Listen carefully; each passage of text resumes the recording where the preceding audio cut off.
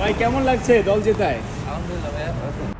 নুরুল হাসান সোহানী বোধহয় একমাত্র ক্রিকেটার যার ভালো খেলেও বাদ পড়তে হয়।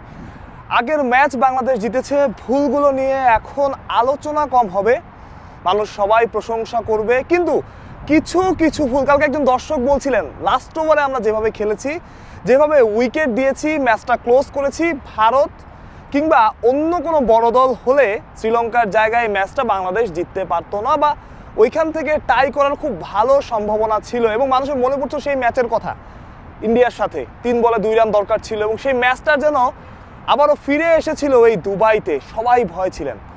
যেটা বলছিলাম, সোহানকে জিজ্ঞেস করা হচ্ছিল, শুরুতেই আপনি শুনছিলেন সোহান বলছিলেন আলহামদুলিল্লাহ খুবই খুশি। সোহানের মতো ক্রিকেটাররা সবসময় খুশি থাকেন দলের জন্য, দল যখন জেতে, দল যখন ভালো করে, কিংবা তার সতীর্থ যখন ভালো করে। কালকে বারবার দেখছিলেন সোহান 12 ম্যান ছিলেন, বারবার পানি নিয়ে যাচ্ছিলেন, লিটন দাসের সাথে কথা বলছিলেন, কিছু লাগবে কিনা জিজ্ঞেস করছিলেন।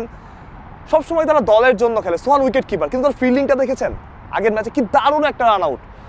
সবাই ভাবছে, বলছে ওই রান আউটটাই ম্যাচের টার্নিং পয়েন্ট, কিংবা সোহানের ওই ছোট্ট ক্যামিও 2টা 4 ম্যাচের সিনারিও অনেকটা চেঞ্জ করে দিয়েছে। যেখানে জাকের আলী অনেকের 4টা বল মিস হয়েছে, সেখানে সোহান 2টা 4 মেরেছেন। পার্থক্যটা আপনি বুঝতে পারছেন? তবুও সোহানদের নিয়ে খুব বেশি আলোচনা হয় না, সোহানদের নিয়ে সমালোচনা হয়, সোহানদের নিয়ে অনেক রকম কথা হয়, সোহানরা অনেক রকম কথা বলে, সোহানদের অনেক রকম কথার মধ্যে দিয়ে যেতে হয়। তার ব্যাটিং ভালো লাগে না আপনার, তার অ্যাপ্রোচ ভালো লাগে না, অনেক কিছু আপনি বলতে পারেন, কিন্তু দিন শেষে সোহানরা পারফর্ম করেন, সোহানরা দলের জন্য খেলেন। তাই সোহানদের ন্যায্য পাওনাটা বুঝিয়ে দেওয়া আপনার কর্তব্য। সামনে 2টা ম্যাচ, ভারত পাকিস্তান, পরপর 2 দিন আমাদের 2টা প্রতিপক্ষের সাথে, বড় প্রতিপক্ষের সাথে খেলতে হবে। এই ভুলগুলো, এই ছোট কিন্তু বড় ভুলগুলো, ক্যাচ মিস, একাদশ সিলেকশন, এই ভুলগুলো যদি আপনি করেন, আপনি ভারতের সাথে জিততে পারবেন। যদিও ভারতের সাথে নাও জিতি, রান রেটের ব্যবধানটা কমিয়ে নেওয়া বাংলাদেশের জন্য প্রয়োজন, খুবই প্রয়োজন। হারলেও যাতে কম রানে হারি, ফাইট করে হারি, আমাদের তো এটা দরকার।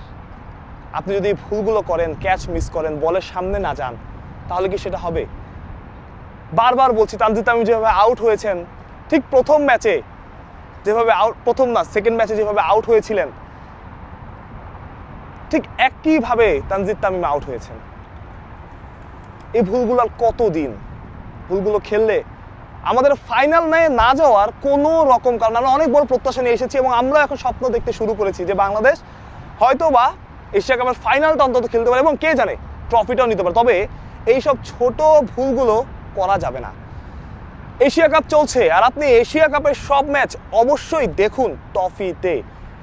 পরের ম্যাচে আপনি একাদশে কি ধরনের পরিবর্তন চান, অ্যাপ্রোচে কি ধরনের পরিবর্তন দরকার, আপনি জানাতে পারেন কমেন্ট বক্সে।